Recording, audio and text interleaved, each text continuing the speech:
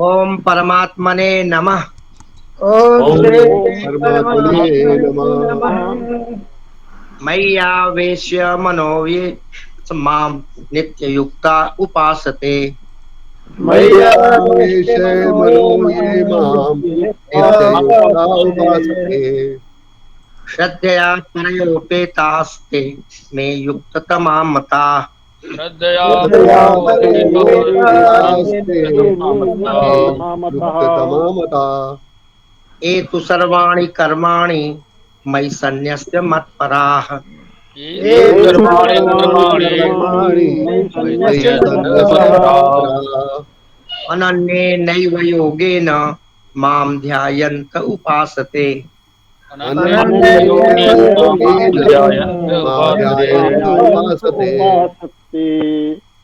तेषाम् अहं समुद्धर्ता मृत्यु संसार सागरात्। तेषामहं समुद्धर्ता मृत्युसंसार सागरात्। भवामि न चिरात् पार्थं मय्यावेशितचेतसाम्। भवामि न चिरात् पार्थ मय्यावेशितचेतसाम्। मय्यावेशितचेतसाम्।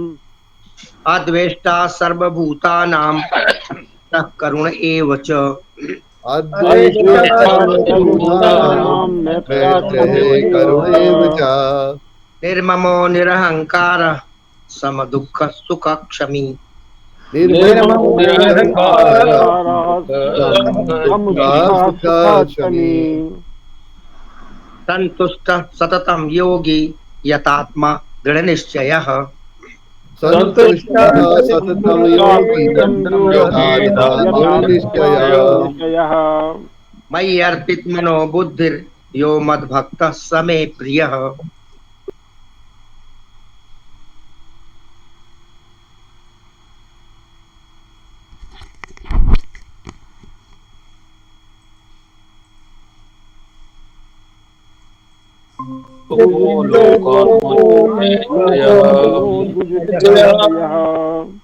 हर्षामर्षभयोद्वेगैर्मुक्तो यः स च मे प्रियः।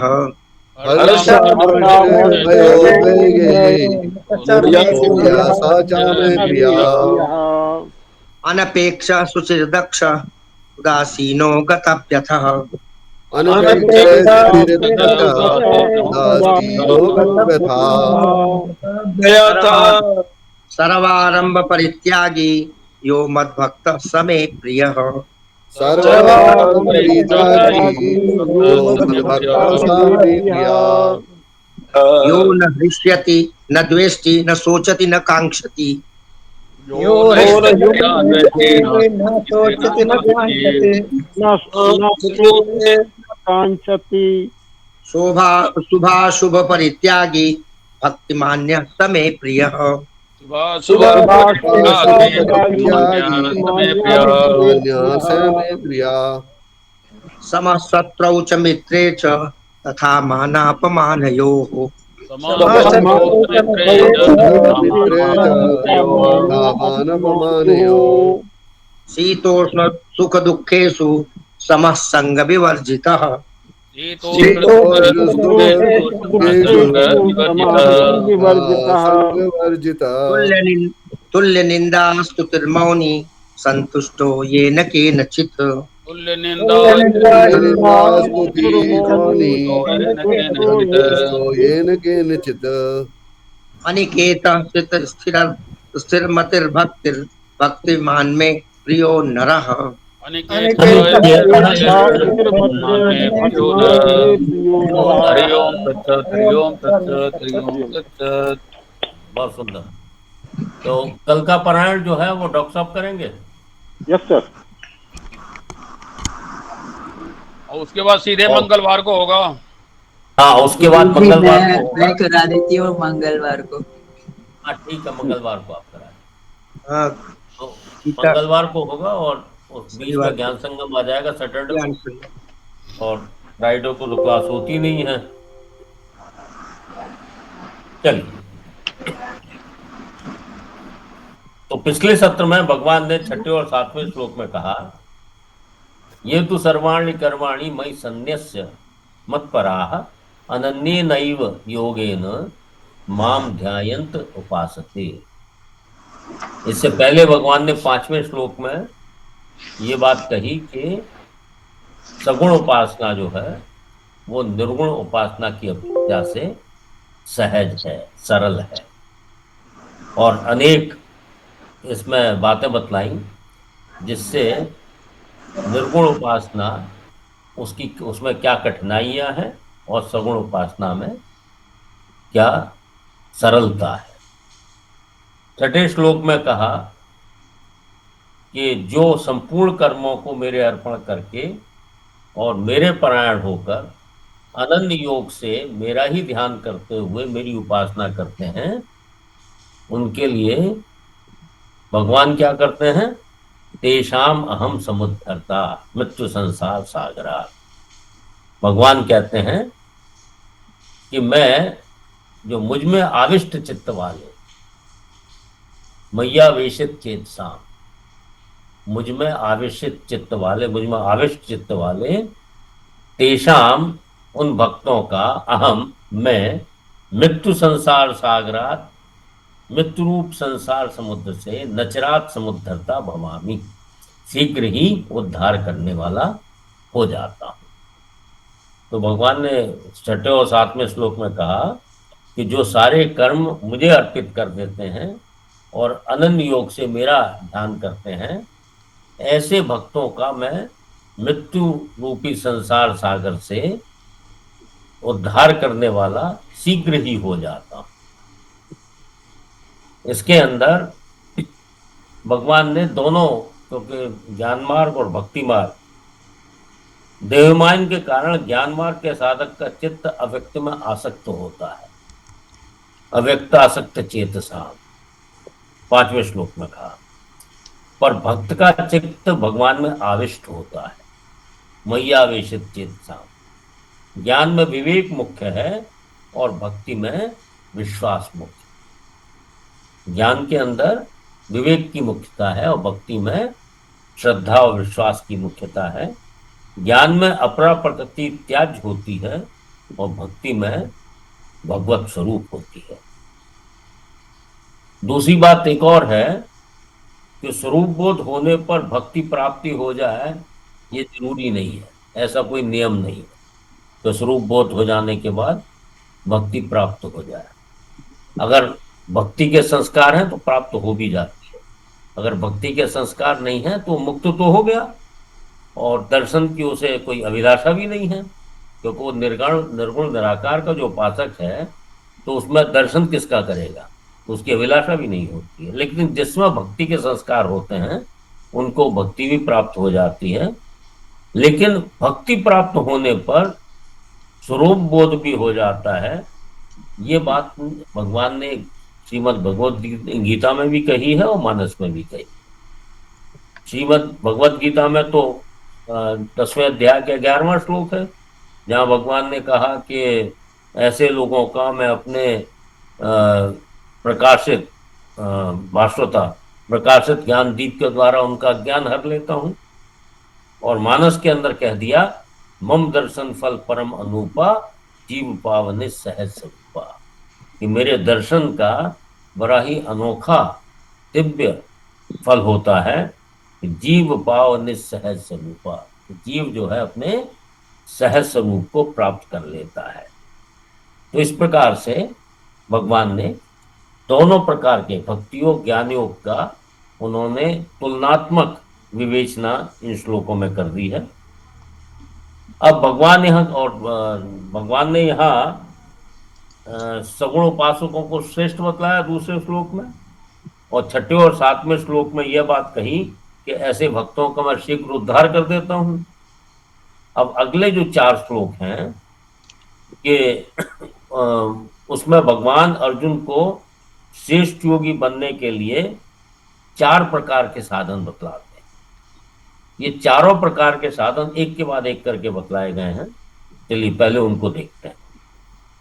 सबसे पहला साधन उन्होंने बतलाया समर्पण योग, कि मन और बुद्धि भगवान में समर्पित कर दो, इस प्रकार से भगवान की प्राप्ति हो जाती है।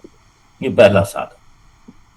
मय्येव मन आधस्त्व मय्येव मन मय्येव मन आधत्स्व आदत्स्व आधत्स्व मयि बुद्धिं निवेशय मयि मयि निवेशय निवशिष्यसि मय्येव निवसिष्यसि निवसिष्यसि मय्येव मय्येव अत ऊर्ध्वं न संशयः अत ऊर्ध्वं न त्वं न संशयः संशयः मय्येव मन आदत्स्व मयि बुद्धिं निवेशय मय्येव मय्येव आदत्स्व मयि बुद्धिं मयि निवेशय बुद्धिं निवेशयः निवशिष्यसि मय्येव अत ऊर्ध्वं न संशय निवसिष्यसि निवसिष्यसि मय्येव मय्येव अत अत ऊर्ध्वं न संशयः न संशयः मय्येव मयि एव ये दो से संधि हो गई है, यण संधि लगी हुई है।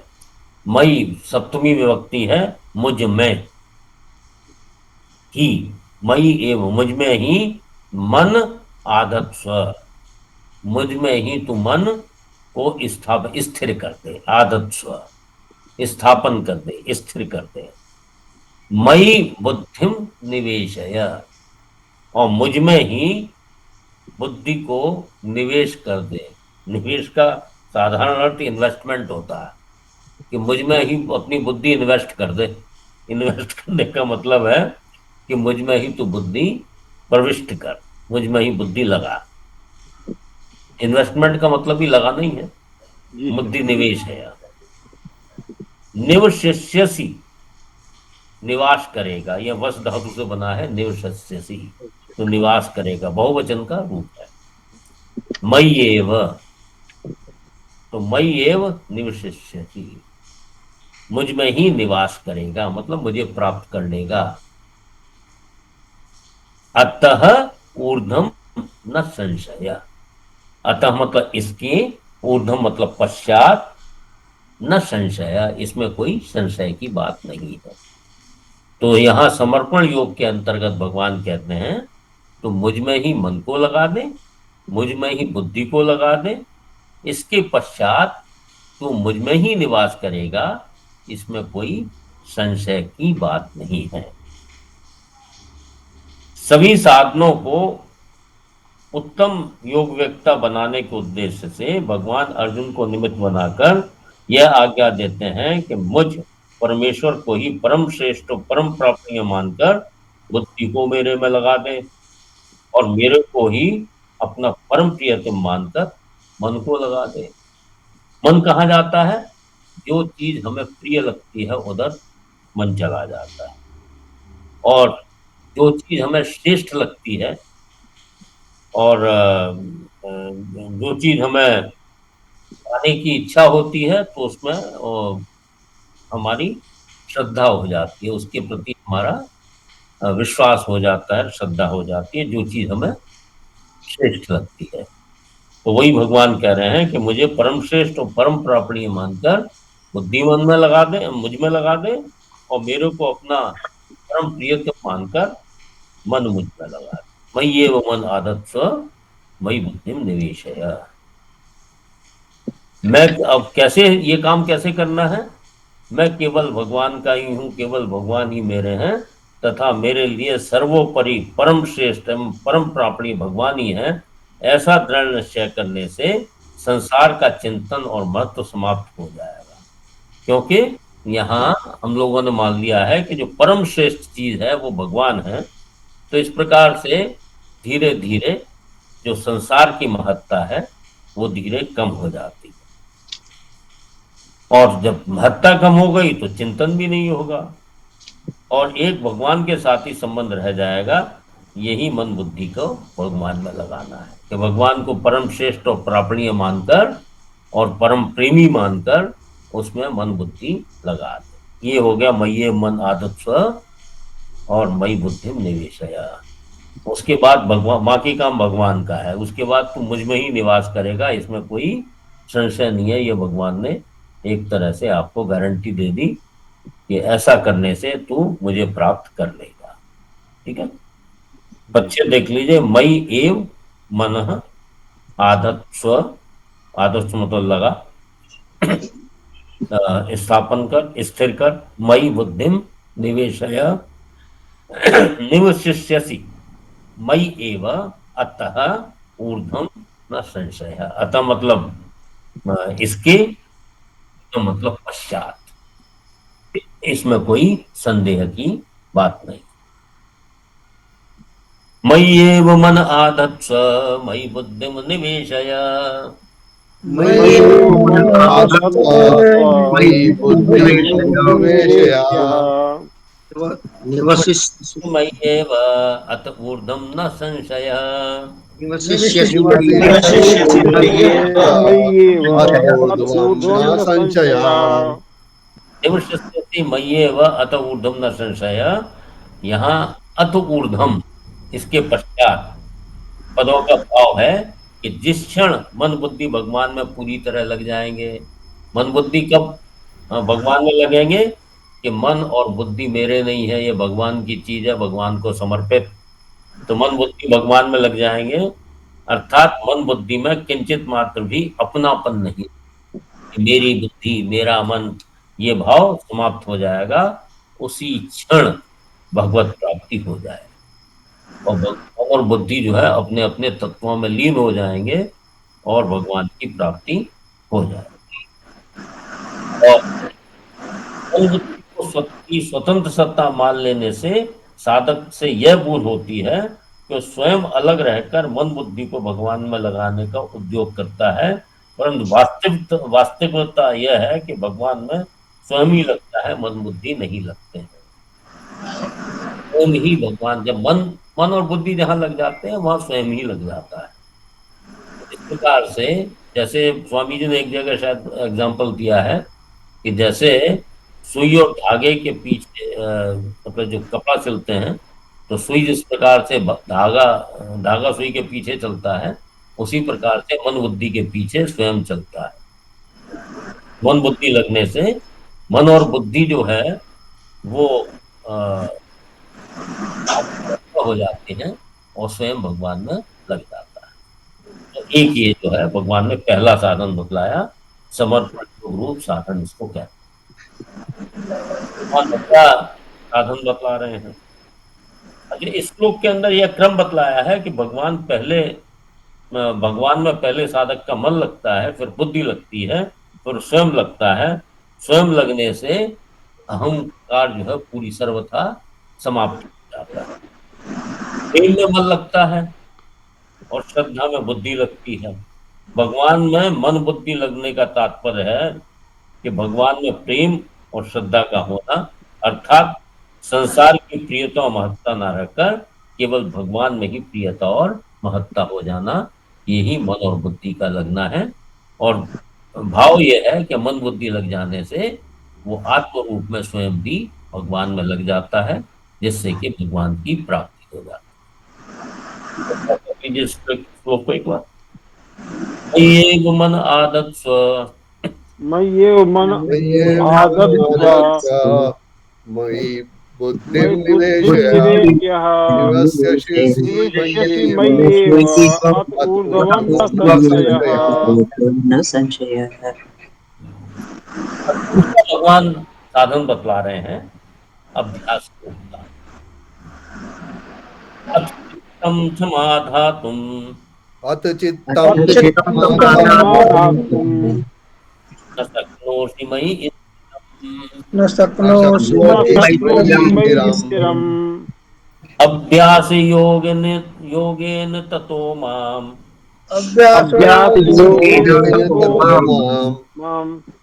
इच्छाप्तुं धनंजय। धनंजय अथ चित्तं समाधातुं न शक्नोषि मयि स्थिरम्। अथ चित्तं मयि स्थिरम्। अभ्यास योगेन ततो माम इच्छाप्तुं धनंजय।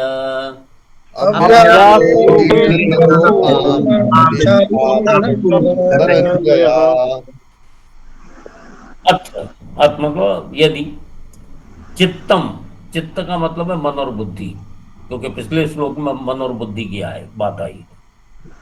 अथ चित्तम समाधातुम, समाधातुम मतलब है उसमें स्थिर करना, न शक्नोषि करने में समर्थ नहीं है, न शक्नोषि, मई मुझ में, स्थिरम अचल भाव से।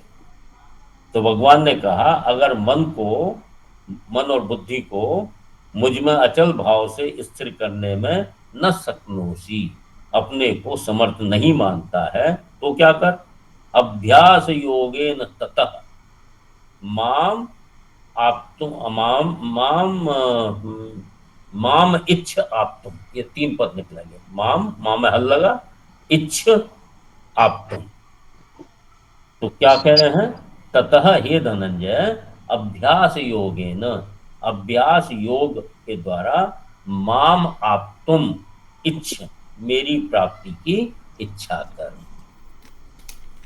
भगवान ने कहा कि अगर तू ऐसा नहीं कर सकता कि मन बुद्धि मुझको अर्पण कर सके, इसमें अपने को असमर्थ पाता है, तो क्या करना है, अभ्यास योगेन, अभ्यास योग के द्वारा तू माम आप तुम इच्छ, मुझे प्राप्त करने की इच्छा भर कर दे, बाकी काम मेरा है। तो भगवान अर्जुन से कहते हैं अगर तू मन बुद्धि को मेरे में अचल भाव से स्थापित करने में, अर्थात मेरे अर्पण करने में अपने को असमर्थ मानता है, तो अभ्यास योग के द्वारा मेरे को प्राप्त करने की इच्छा कर। अब अभ्यास योग क्या हो गया, अभ्यास क्या होता है कि किसी लक्ष्य पर चित्त को बार बार लगाए, जैसे भगवान में ही लगाना है कि मन भटक रहा है और बार बार मन को भगवान में लगाना, ये भी अभ्यास है। और योग क्या है, समत्वम योग उच्चते। तो अभ्यास योग क्या हुआ कि समता में रहकर चित्त को या मन को बार बार भगवान में स्थिर करना, ये अभ्यास योग हो गया। तो समता रखते हुए अभ्यास करना ही अभ्यास योग कहलाता है। और केवल भगवत प्राप्ति के उद्देश्य से किया गया जो कर्म है, भजन, नाम जप आदि, ये अभ्यास योग के अंतर्गत आ जाते हैं। तो भगवान ने दूसरा साधन बतला दिया, तो अभ्यास योग के द्वारा, अर्थात में योग होता है परमात्मा के साथ, तो अर्थात कि तू मेरे भजन, नाम जप और के द्वारा तू मेरे को प्राप्त करने की इच्छा कर, इससे भी मैं तुझे प्राप्त हो जाऊंगा। ये दूसरा साधन होता है। जब साधक भगवत प्राप्ति के उद्देश्य से बार बार नाम जप, भजन, कीर्तन, श्रवण आदि का अभ्यास करता है, तब उसका अंतःकरण शुद्ध होने लगता है। उसमें से अंतःकरण का शुद्ध होने का क्या अर्थ है, तो उसमें से राग और द्वेष का अभाव होने लगता है और भगवत प्राप्ति की इच्छा जागृत हो जाती है। जैसे ही शुद्ध अंतःकरण होगा, शुद्ध अंतःकरण जो है जब राग द्वेष से रहित हो जाता है, तो संसार के प्रति उसका वैराग्य स्वतः हो जाता है और भगवत प्राप्ति की इच्छा जागृत हो जाती है। सांसारिक सिद्ध असद्धि में सम होने पर भगवत प्राप्ति की इच्छा तीव्र हो जाती है। भगवत प्राप्ति की तीव्र इच्छा होने पर भगवान से मिलने के लिए व्याकुलता पैदा हो जाती है और यह व्याकुलता उसकी अवशिष्ट सांसारिक आसक्ति एवं अनंत जन्मों के पापों को नष्ट कर देती। जो व्याकुलता भगवान से मिलने की होती है, उसकी एक बड़ी विलक्षण प्रभाव होता है। कि क्या प्रभाव होता है कि उसकी जो थोड़ी बहुत जो बची हुई, क्योंकि पहले तो नाम जप से उसका अंतःकरण शुद्ध हो गया, अंतःकरण शुद्ध होने के बाद उसके अंदर व्याकुलता पैदा हुई कि भगवान से मिलना चाहिए, भगवान को प्राप्त करना चाहिए।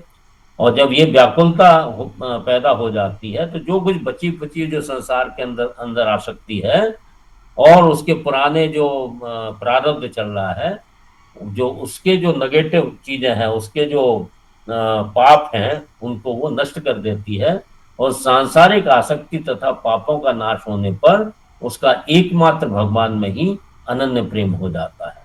और यह भगवान के वियोग, और वह भगवान के वियोग को सहन नहीं कर सकता, मतलब भगवान को वो मिलना ही चाहता है, वो वियोग के अंदर व्याकुल हो जाता है।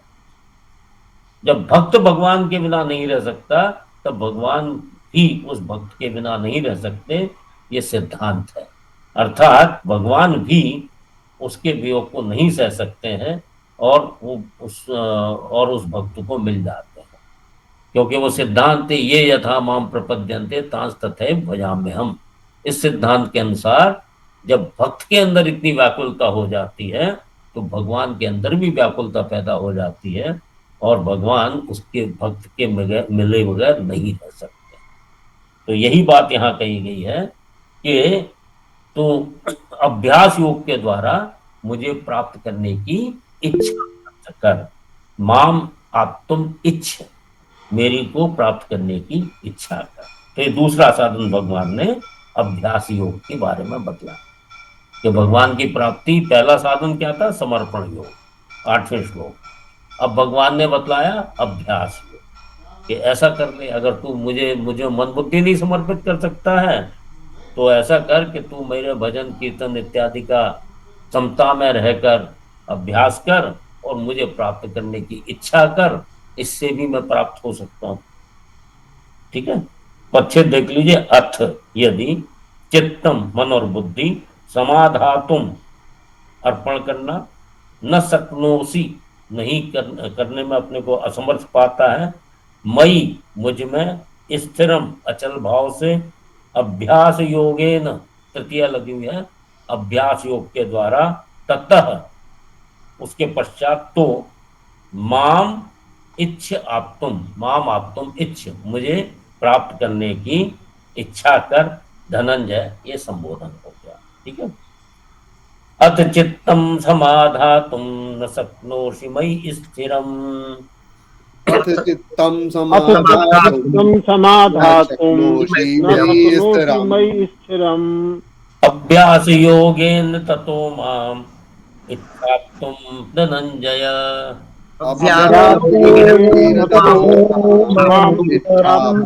धनंजय। अथ चित्तम समाधातुं न शक्नोषि मयि स्थिरम्।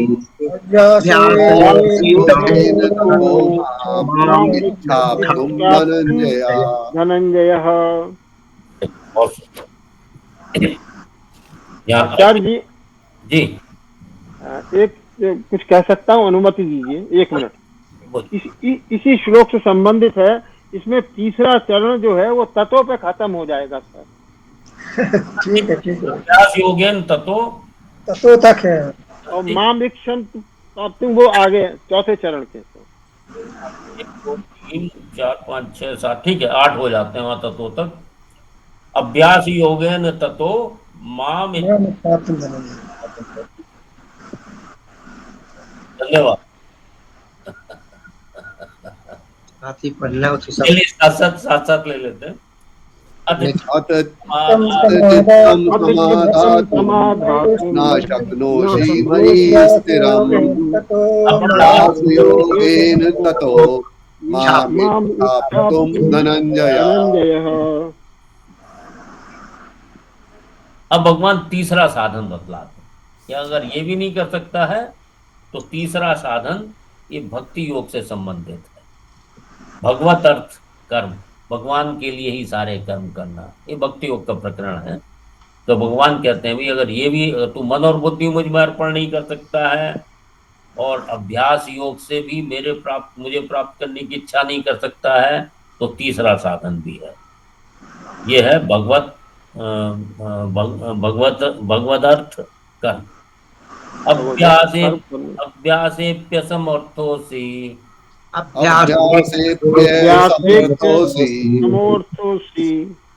मत कर्म परमो भव। मदर्थमपि कर्माणि कुर्वन् सिद्धिमवाप्स्यसि। कुर्वन् सिद्धिमवाप्स्यसि। अभ्यासेप्यसमर्थोऽसि मत कर्म परमो भव।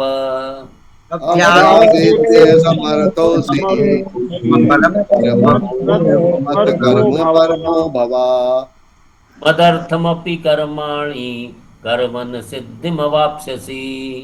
मदर्थम कर्माणि सिद्धिमवाप्स्यसि।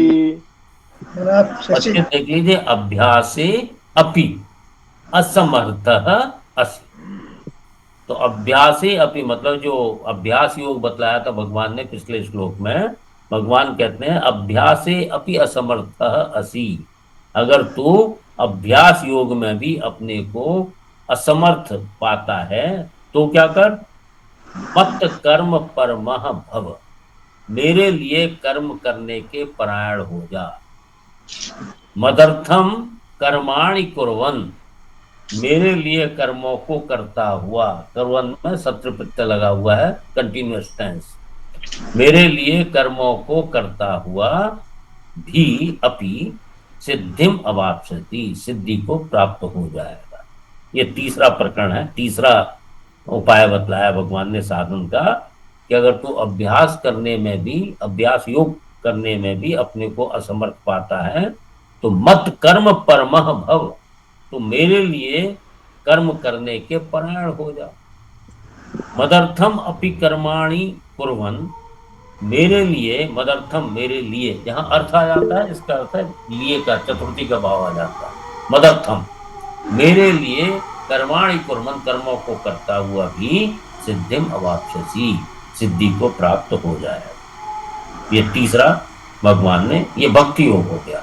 तो भगवान की सारे कर्म भगवान की प्रसन्नता के लिए हो रहे हैं, केवल भगवान के लिए, मत कर्म परमः भव, भगवान के लिए हो रहा है। तात्पर्य है कि संपूर्ण कर्म वर्ण आश्रम धर्मानुसार शरीर निर्वाह, आजीविका संबंधी लौकिक एवं पारलौकिक भजन ध्यान नाम जप आदि पारमार्थिक का उद्देश्य सांसारिक भोग और संग्रह न होकर एकमात्र भगवत प्राप्ति हो।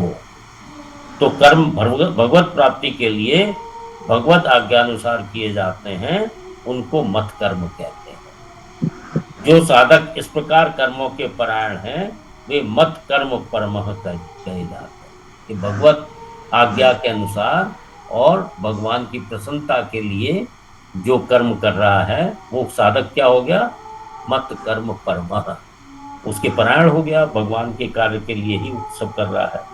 साधक अपना संबंध भी भगवान, साधक का अपना संबंध भी भगवान से हो और कर्मों का संबंध भी भगवान के साथ रहे, तभी मत कर्म परायणता सिद्ध होती है। कि अपना संबंध भी भगवान के साथ और जो कर्मों का संबंध भी केवल भगवान के साथ। कर्मों का संबंध अपने साथ करेगा तो फंस जाएगा, कर्मों का संबंध भी भगवान के साथ करना, मतलब सारे कर्म भगवान को ही अर्पित करना, सारे कर्म भगवान की प्रसन्नता के लिए करना, चाहे वो जीवन निर्वाह के रूपी कर्म हो, चाहे वो आजीविका संबंधी कर्म हो, चाहे वो पारमार्थिक कर्म हो, सारे कर्म भगवान की पूजा के रूप में भगवान की प्रसन्नता के लिए ही करने से मत कर्म परमः भाव सिद्ध हो जाता है। और फिर दूसरी लाइन में कहा मदर्थम अपि कर्माणि कुर्वन्, इस प्रकार मेरे लिए कर्मों को करता हुआ सिद्धिम अवाप्स्यसि, तू सिद्धि को प्राप्त हो जाएगा। इसमें पच्छेद देख लीजिए, अभ्यासे अपि, यहाँ कौन सी संधि लग गई है, अभ्यासे अपि, अवग्रह आ गया जी, यण संधि हाँ नहीं, अपि अपि पूर्व रूप संधि, पूर्व रूप संधि लगी पहले, उसके बाद यण संधि लगी। तो अभ्यासे अपि असमर्थः, असमर्थो असी में कौन कौन सी लग गई, असमर्थः विसर्ग और पूर्व रूप, हाँ विसर्ग और पूर्व रूप। तो इस पूरे पद के अंदर 4 संधियां लग गई, पहले पूर्व रूप, फिर यण, फिर विसर्ग, फिर पूर्व रूप। ठीक है, ये इसलिए बता देते हैं ताकि आपका रिवीजन होता रहे, अभ्यास हो जाए। कर्म परमः, यहाँ भी विसर्ग संधि लग गई है, परमो जो हो गया है भव। मदर्थम अपि, तो यहाँ कौन सी संधि है, मदर्थम अपि में? इसमें संधि नहीं है, संयोग कहलाएगा ना सर ये। हाँ, ये संयोग है, बड़े बहुत बहुत सुंदर। सभी लोग बहुत होशियार हैं। मदरतम इसमें संधि नहीं है, संयोग है केवल। कर्माणि कुर्वन् सिद्धिम, माँ में हल लगा, अब आप सची करते हुए तू सिद्धि को प्राप्त हो जाएगा। ठीक है।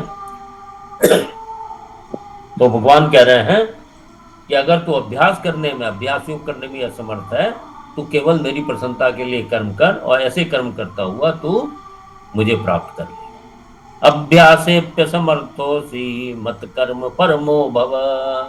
अभ्यासेभ्य समर्थोऽसि मत कर्म परमो भव। मदर्थमपि कर्माणि कुर्वन् सिद्धिमवाप्स्यसि। मदर्थमपि कर्माणि कुर्वन् सिद्धिं वाप्स्यसि। अभ्यासेभ्य समर्थोऽसि मत्कर्म परमो भव।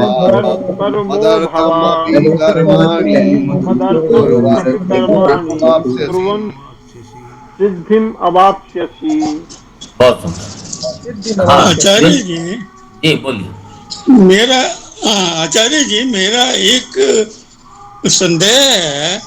परम का कहीं तो अर्थ दिव्य के रूप में लेते हैं, दिव्य, और यहाँ परम परम, यहाँ परायण के रूप में लिया है। मतलब ऐसा क्यों है? एक ही शब्द का अर्थ अलग अलग। हाँ, एक शब्द का प्रसंग के अनुसार अलग अलग अर्थ हो सकते हैं, उसमें कोई नई बात नहीं है।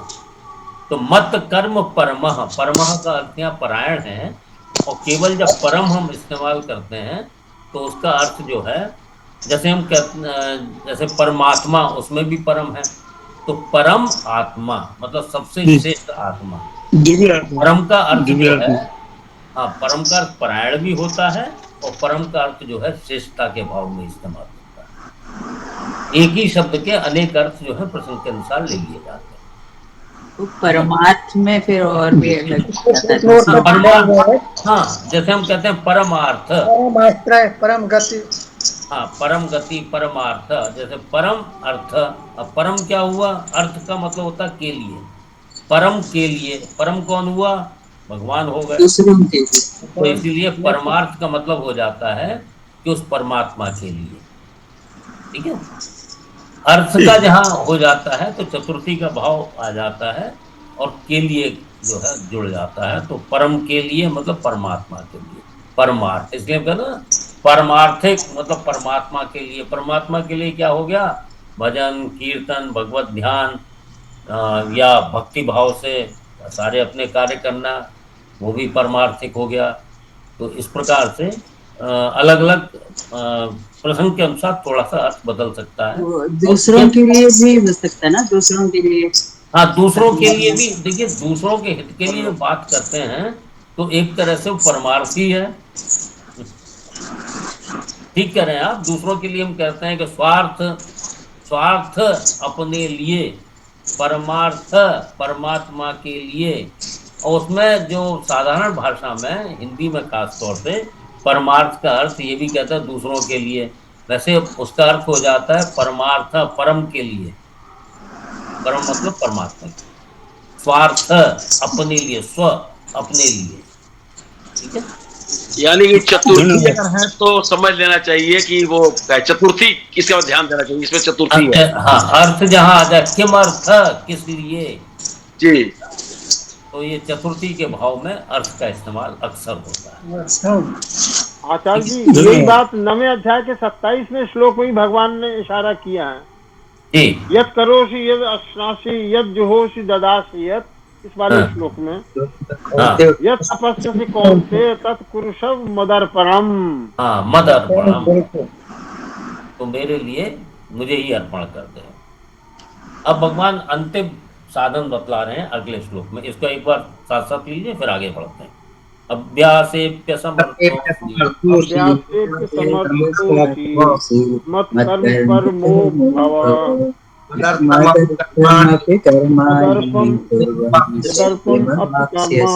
कुर्वन् सिद्धिम् अवाप्स्यसि। अब अगला जो प्रकरण है, जो 11वां श्लोक है, वो कर्म योग के विषय में है। ये 10वां श्लोक जो है वो भक्ति योग के विषय में है।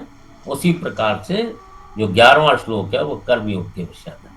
अथैतदपि सक्तोषि तदप्य शक्नोषि कर्तुम् मद्योगमाश्रितः कर्तुम् उद्योगमाश्रितः कर्म कर्म सर्व कर्म फल त्यागम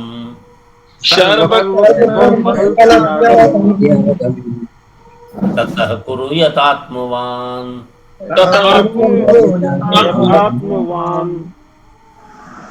अथैदप्यसक्तोषि कर्तुम् मदोग्यमाश्रितः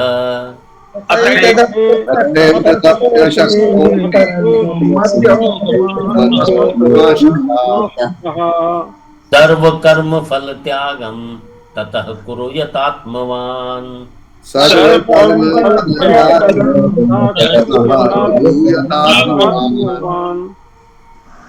पच्चीस देख लीजिए। अथ एतत् अपि असक्तः असि, इतने पद निकलेंगे। अथ एतत् अपि असक्तः असि कर्तुम मद योगम आश्रितः। मद योगम मतलब मेरे योग, मतलब समता के आश्रित। मद योगम आश्रितः। अथ मतलब यदि, अथ का मतलब अब भी होता है। अथ का मतलब यदि भी ले लिया जाता है। इसी प्रकार से जैसे ही का मतलब जो है वो क्योंकि भी होता है प्रसंग के अनुसार, और ही का मतलब ही इस प्रकार से भी ले लिया जाता है। तो प्रसंग के अनुसार थोड़ा अर्थ में भिन्नता आ जाती है। और आप डिक्शनरी में भी देखेंगे तो एक पद के अनेक अर्थ वहां किए जाते हैं। अथ अगर मद योगम आश्रितः, मेरे योग मतलब समता में आश्रित हुआ, एतत् अपि कर्तुम अशक्तः असि, अगर तू जो पहले वाले साधन, कौन सा वाला साधन बताया, मदर्थ कर्म, तो अथ मद योगम मेरे योग के आश्रित हुआ, एतत् अपि कर्तुम अशक्तः, ये करने में भी अब तू अपने को असमर्थ पाता है। ततः तो यतात्मवान, यतात्म यत लग जाता है तो वहां वश में करने की बात आ जाती। यतात्मवान मन इंद्रियों को वश में करके सर्व कर्म फल त्यागम कुरु, संपूर्ण कर्मों के फल की इच्छा का त्याग, क्योंकि फल का त्याग नहीं हो सकता, फल की इच्छा का त्याग हो सकता है। जो कर्म है उसका फल मिलता है, लेकिन इच्छा का त्याग होने से बंधनकारी नहीं होता है। तो सर्व कर्म फल त्यागम, संपूर्ण कर्मों के फल की इच्छा का त्याग कुरु कर। अब भगवान ने अंतिम बतलाया कि तू सारे कर्म फल की इच्छा का त्याग कर। तो ये सारे कर्म फल के फलासक्ति, कर्मासक्ति, ये सब चीजें हम पहले पढ़ चुके हैं। तो सारे कर्मों के फल में जो आसक्ति है या इच्छा है उसका त्याग करना, ये कर्मयोग का विषय है। तो यहाँ बतला दिया कि अगर तू ये सब जो 3 कर्म हैं, 3 जो मैंने साधन बतलाए हैं, समर्पण योग का, अभ्यास योग का और मत कर्म परम भव मदर्थम कर्म का, ये जो 3 मैंने अगर बतलाए हैं, इन तीनों को भी तू करने में अगर असमर्थ है तो केवल यतात्मवान मन इंद्रियों को वश में करके सर्व कर्म फल त्यागम कुरु, संपूर्ण कर्मों के फल की इच्छा का त्याग कर दे, उससे भी तेरा कल्याण हो जाएगा, मेरी प्राप्ति हो जाएगी। यहाँ असलियत में ये नहीं कहा है कि मेरी प्राप्ति हो जाएगी, लेकिन ये इसके अंदर मान के चलते हैं कि जब भगवान साधन बतला रहे हैं तो अपनी प्राप्ति के ही साधन बतला रहे हैं। तो बाकियों में तो कह दिया है कुर्वन् सिद्धिम अवाप्स्यसि, 10वें श्लोक में कह दिया, 9वें श्लोक में क्या कह दिया कि मम आप्तुम इच्छ अभ्यास ततो मम आप्तुम इच्छ, और 8वें श्लोक में भी कह दिया, 8वें श्लोक में कह दिया अतः ऊर्ध्वम मामेव मय्येव निवश्यसि। लेकिन इसके अंदर भगवान ने ऐसा नहीं कहा है कि मुझे प्राप्त हो जाएगा, लेकिन भाव यही है कि ऐसा करने से मुझे प्राप्त होगा। तो 25 फिर देख लीजिए, अथ एतत् अपि असक्तः असि कर्तुम मद्योगम आश्रितः सर्व कर्म फल त्यागम ततः कुरु यतात्मवान। यतात्मात्माला जो मन और इंद्रियों के को वश में करने वाला है, उसको यहाँ बोला है यतात्मवान। तो पूर्व श्लोक में भगवान ने अपने लिए ही संपूर्ण कर्म करने से अपनी प्राप्ति बतलाई। अब इस श्लोक में वे संपूर्ण कर्मों के फल त्याग रूप साधन की बात बता रहे थे। वहां भगवान के लिए समस्त कर्म करने में भक्ति की प्रधानता है और उसको हम भक्ति योग कहेंगे। और यहाँ सर्व कर्म फल त्याग में केवल फल त्याग की मुख्यता होने से इसे कर्मयोग कहेंगे। इस प्रकार भगवत प्राप्ति के दोनों ही स्वतंत्र साधन है, जिसका भगवान पर तो अब ये किसके लिए है? ये जो चारों साधन बतलाए हैं, इसमें कभी कभी ऐसा भाव आ जाता है कि सबसे पहले साधन का क्या है, वो सबसे उच्च कोटि का है, उसके बाद साधन का है तो उससे निम्नतर हो गया, उसके बाद कहा तो उससे निम्नतर हो गया, और चौथा साधन जो है वो सबसे निम्न स्तर का है। पर ऐसी बात नहीं है। सारे साधन स्वतंत्र रूप से कल्याण करने वाले हैं, सारे साधन श्रेष्ठ हैं, उनमें कोई कंपैरिजन नहीं है। लेकिन अपनी अपनी रुचि, श्रद्धा, विश्वास और जो योग्यता है उसके अनुसार जिस साधक को जो साधन जो उपयुक्त लगता है, जो उसके अनुसार है, वो साधन कर सकता है। सारे चारों के चारों साधन श्रेष्ठ हैं, चारों बराबर हैं। ऐसी कोई बात नहीं समझनी चाहिए कि ये साधन उससे श्रेष्ठ है जो हमें सूट करता है। तो ये बात को ही यहाँ कहा गया है कि अगर तू ये साधन नहीं कर सकता तो सर्व कर्म फल त्यागम कुरु। तो यहाँ जिसका भगवान पर, अब कई बार क्या होता है कि कई लोग जो हैं वो भगवान पर बहुत ज्यादा विश्वास करते हैं, लेकिन कई लोग उतना विश्वास नहीं करते हैं। तो जिसका भगवान पर उतना विश्वास नहीं है पर भगवान के विधान में अर्थात देश समाज की सेवा आदि करने में अधिक विश्वास है, उसके लिए भगवान इस श्लोक में सर्व कर्म फल त्याग रूप साधन बताते हैं। तात्पर्य है कि अगर वह संपूर्ण कर्मों को मेरे अर्पण न कर सके तो जिस फल की प्राप्ति करना उसके हाथ की बात नहीं है, उस फल की इच्छा का ही त्याग कर दें। कोई फल की प्राप्ति करना, फल पर तो अधिकार है नहीं, तो वो तो उसके हाथ में भी नहीं है। तो जो चीज हाथ में नहीं है उसको त्याग करने में कौन सा नुकसान हो रहा है, हमें पता ही नहीं है। तो उन्होंने कहा सर्व कर्म फल त्याग, और यही चीज भगवान ने दूसरे अध्याय में भी कही, कर्मण्येवाधिकारस्ते मा फलेषु कदाचन, फल पर तो तेरा कोई अधिकार है नहीं। तो जो चीज मिलनी है, नहीं मिलनी है, क्या मिलना है, इसका पता नहीं है, केवल उसका ही त्याग करना है। तो उन्होंने कहा कि तू उसी का त्याग कर दे। अब यहाँ एक पद आया यतात्मवान। यतात्मवान पद से भगवान कर्मफल त्याग के साधन में मन इंद्रियों आदि के संयम की आवश्यकता बतलाते हैं।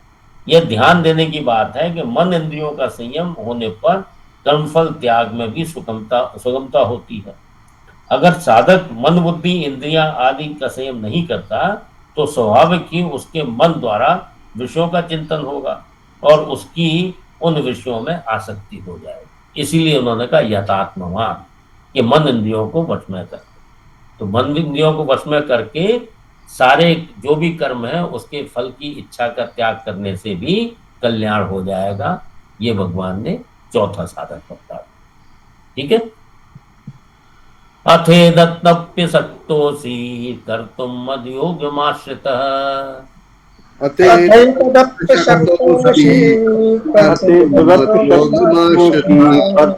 उद्योगमाश्रितः सर्व कर्म फल त्यागम ततः कुरु यतात्मवान।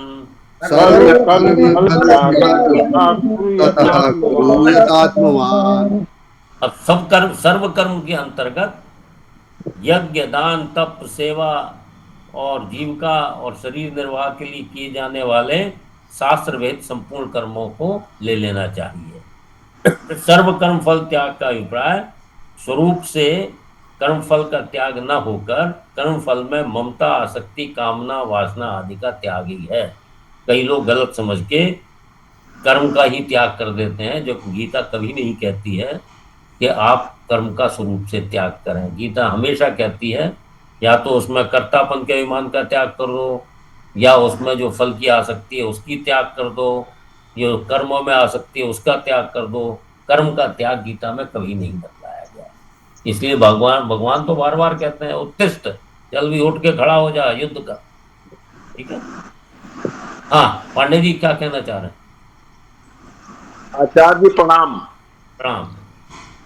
आचार्य जी मुझे थोड़ा ये लग रहा है कि ये जो 4 जो सीक्वेंस दिए गए हैं, इसमें हम श्रेष्ठ और उसकी बात नहीं कर रहे हैं, जो 4 सीक्वेंस दिए गए हैं, हमको लगता है कि जो साधारण हमारे जैसे जो गंवार भक्त है वो सिर्फ अपने मन बुद्धि से भगवान को लग सकता है, अभ्यास कीर्तन भजन करके उनका श्रवण करके अपना काम चला सकता है और उसी में वो लगा रहेगा। ये तीसरा और चौथा थोड़ा क्लिष्ट है, तो हमें सीक्वेंस ऐसा लग रहा है कि सबसे आसान सबसे बाद में बताना चाहिए। तो ये ऊपर वाले दोनों सबसे आसान है, इसका लास्ट में नंबर आवे ताकि भाई ये भी नहीं करो ये भी नहीं कर, अच्छा तुम ये कर लो। तो सर हमको ये ऐसा पता नहीं क्यों लग रहा है कि भगवान आखिर में कहते ही भाई श्रवण कर लो, नहीं कर पाते हो तो नहीं तुम अपने कर्मों को त्याग कर पाते हो, नहीं बाकी सब तप जाप तो नहीं कर पा रहे हो। लेकिन ये ठीक है समझ गया। बीएन पांडे जी आप क्या काम करते थे? मैं तो फैक्ट्री में इंजीनियर था। इंजीनियर थे, क्या काम करते थे? मैं पूरा पहले मैनेजमेंट में देखता, पूरा सुपरविजन था। ये काम आपको आसान लगता था कठिन लगता था? सर आनंद आता था, मुझे आनंद आता था। डॉक्टर साहब को ये काम दे दिया जाए, डॉक्टर साहब को कठिन लगेगा आसान लगेगा? डॉक्टर साहब को कठिन लगेगा, और उनका वाला काम हमको समझ में नहीं आएगा उनका वाला। ठीक है। जो चीज आपको आसान लग रही है वो डॉक्टर साहब को कठिन लग रही है जी। तो जो आसानी और कठिनता जो है वो व्यक्तिगत है, अपने अपने रुचि और योग्यता के अनुसार हमको कुछ चीज आसान लगती है, कुछ चीज कठिन लगती है। लेकिन जो चीज हमको आसान लगती है या कठिन लगती है वो दूसरे को भी उसी प्रकार से लगे, ये कोई नियम नहीं। ठीक है। तो भगवान ने जो 4 साधन बतलाए हैं उसमें से अपनी अपनी योग्यता, अपनी अपनी जो मान्यताएं हैं, तो उसके अनुसार जो साधन उपयुक्त लगे उसको कर लीजिए। ठीक है जी, ठीक है। लेकिन मुझे लगा कि सबसे आसान जो है उसको नीचे करना ज्यादा। नहीं, आपको लगा उसको गलत नहीं है, लेकिन जो आपको लगे वो दूसरों को वैसा लगे, ऐसा सोचना गलत है। जी वो ये हो सकता है जी। ठीक है जी, ठीक है। व्यास जी को लगा वैसे सवाल के कई मेथड होते जो आसान है उससे सवाल लगा लीजिए। मैंने अपने दिमाग में लिख दिया भाई, उनको जैसा अच्छा लगा जाने के लिए। चलिए हाँ, तो इसको एक बार पारायण करके फिर आगे बढ़ते हैं। समय है और एक समय पूरा हो रहा है, चलिए थोड़ा पारायण कर लेंगे उसको, और कुछ नहीं। अथे ददपति सत्तो से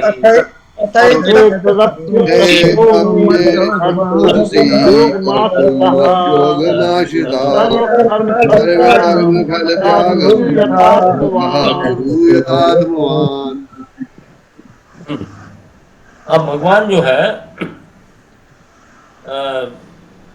ये जो बात अभी हमारे आदरणीय बीएन पांडे जी कर रहे थे, उसी बात का जवाब अगले श्लोक में भगवान दे रहे हैं। आज केवल पारायण भर करेंगे और इसको कल पूरा समझेंगे। श्रेयो हि ज्ञान अभ्यासात् ज्ञानात् ध्यानं विशिष्यते ज्ञानात् कर्म फल त्यागस्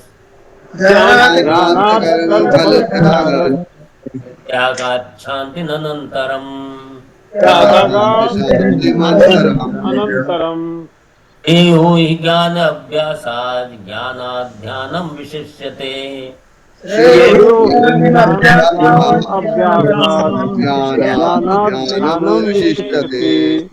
ज्ञानात् कर्म फल त्यागस् त्यागात् शान्ति निरन्तरम्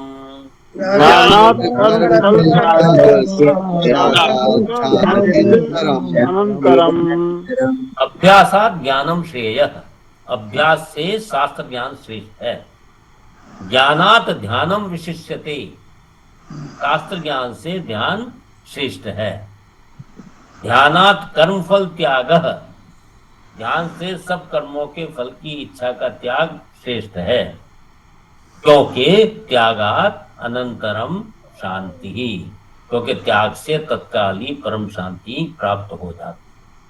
तो जो ये भावना आ रही थी कि कर्म फल त्याग जो है वो अंतिम जो भगवान ने साधन बतलाया है, इसलिए ये बाकी साधनों से कमतर है, उस चीज को ही यहाँ ठीक करने के लिए, या वो जो भ्रम पैदा हो रहा था उसी को ठीक करने के लिए भगवान ने इस श्लोक को कहा है। इसकी पूरी व्याख्या हम लोग कल देंगे, इसकी चर्चा हम कल करेंगे। ठीक है, आज समय हो चुका है तो आज यहीं तक, और प्रश्न कोई हो तो कर लीजिए, वरना आज यही हम। ठीक है जी, शांति पाठ। शांति पाठ। सर्वे भवन्तु सुखिनः, सर्वे भवन्तु सुखिनः,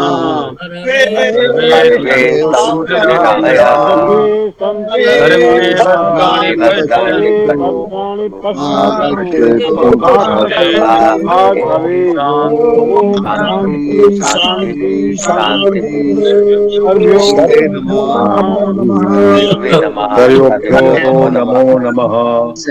हरिभ्यो नमो नमः। साहब जयसवाल जी कुछ पूछना चाह रहे थे? जी सर। जी सर, ये क्वेश्चन था कि ये अर्जुन ने जो ये पूछा है सगुण और निर्गुण के कंपैरिजन के लिए पहले ही अपने श्लोक में, इस अध्याय में, तो उसमें सर ये सगुण साकार और निर्गुण निराकार, इन दो में ही उन्होंने ये डाइसेक्शन करवाया है, या उनका जो ये तीसरा वाला भी होता है कि सगुण निराकार, वो भी उसमें समाहित है? नहीं, देखो ऐसा है कि क्योंकि 11वें अध्याय का 55वां श्लोक जो है सगुण साकार के ऊपर था, तो उनकी एक जिज्ञासा पैदा हुई कि सगुण साकार का उपासक श्रेष्ठ है या निर्गुण निराकार का उपासक श्रेष्ठ है। तो इसीलिए उन्होंने जिज्ञासा, ये 11वें अध्याय के 55वें श्लोक से ये जो अध्याय है उसका रिलेशन है, शुरुआत वहीं से की जाती है कि सगुण साकार का उपासक श्रेष्ठ है, निर्गुण निराकार का उपासक श्रेष्ठ है। जो सगुण निराकार है उसके विषय में यहाँ कोई बात नहीं कही है, और शायद उसकी आवश्यकता भी नहीं। ठीक है सर। ठीक है, तो अच्छा अमिताभ जी, ये जो हम गीता का जो संस्कृत का जो हम लोग शुरू करने जा रहे हैं जी, उसके लिए अगर कोई सुपात्र और जुड़ना चाहे, 3 सितंबर से मैं प्रारंभ करने की सोच रहा हूँ जी जी, तो कुछ और लोग जुड़ना चाहें तो उनको उनके नाम ले लीजिए जी, और उनको हम ग्रुप में जोड़ लेंगे, क्योंकि 3 तारीख से प्रवेश का पुनः हम आरंभ करेंगे। आप में से भी जो कोई संस्कृत पढ़ने के इच्छुक हैं, तो संस्कृत भारती का पत्राचार का जो कोर्स चलता है उसका पहला चरण का मैं अभी क्योंकि पुराना वाला बैच जो है वो 4थे चरण तक समाप्त उनको करवा चुका हूँ, तो इसलिए पहले चरण से जो लोग पढ़ना चाहते हो वो पढ़ सकते हैं। तो अपना नाम अमिताभ जायसवाल जी को, एसपी सक्सेना साहब को दे दें। जी ठीक है जी सर। उसको ग्रुप में रीपोस्ट करवा दीजिए आचार्य जी। अमिताभ जी सर मैं डाल आज दूंगा। रीपोस्ट कर दीजिए पुनः, आपने पहले एक बार डाला था वो मिला नहीं, कल ढूंढ रहा था किसी के लिए। जी नहीं, वो सक्सेना साहब ने डाला था, हमारे संयोजक जो है सक्सेना साहब हैं। ठीक है, डाले किसमें थे सक्सेना साहब? सक्सेना साहब भी सुनी रहे, गीता मीट वाले करा दीजिए कृपया। अच्छा, उसमें भी डाल दीजिए गीता जो गीता स्टडी, गीता अध्ययन वाला जो है उसमें भी डाल दीजिए। उसमें भी डाल देंगे, उसमें भी डाल दीजिए जो वहाँ, क्योंकि एक ग्रुप बन जाएगा तो मुझे भी आसानी होगी उसको पढ़ाने में। ठीक है, ठीक है। सर्वेभ्यो नमो नमः। नमो नमः। नमो नमः। नमो नमः। सर्वेभ्यो नमो नमः। नमो नमः।